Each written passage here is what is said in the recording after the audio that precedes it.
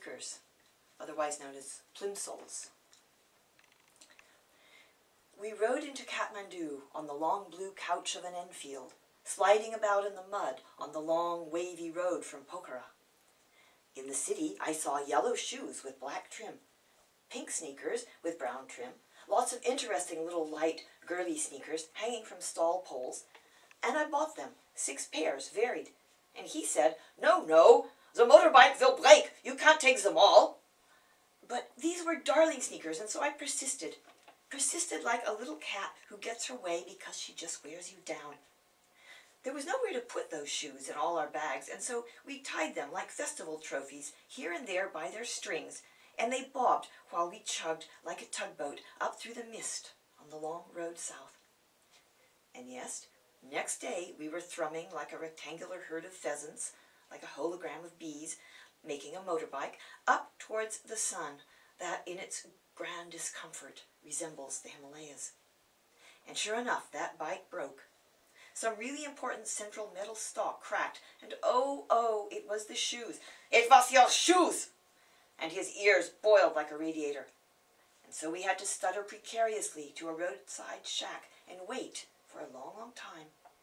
I quite happily with my scribble book, while things were melted again back together and brought to proper hardness. And so one day we reached Pune, and I wore one of those sneaker pairs for years, for they clasped round my feet like little cloth gloves. The others went somehow eventually away somewhere, not being suitable. 9 years later, I entered a shop in Nice and found sneakers. Ooh, silver, black, navy, dove gray, taupish, white, and they were little cloth, feet-hugging ones with little laces, friendly, agile-toed little things. And so I bought 6 pairs. And so delighted was I that I cried in gratitude to the snotty shopgirl, "Je t'aime, je t'aime," meaning, of course, I hastened to say, "I love them, I love them." It was only a block away I realized what I'd done, and why she had sucked in her breath and recoiled. I wear those sneakers still. The silver ones just last week to traipse around a cactus garden in a beguiling, lava-built pit fort castle in Lanzarote. The black ones got worn down so far, there are the merest wedgie heels on all these sneaks, I had to finally toss them. The beige I tried to dye and killed them sadly by mistake. The others live and thrive and cluster round my heart within my library of shoes, within my long tall row house, itself boot-like in magic Britain.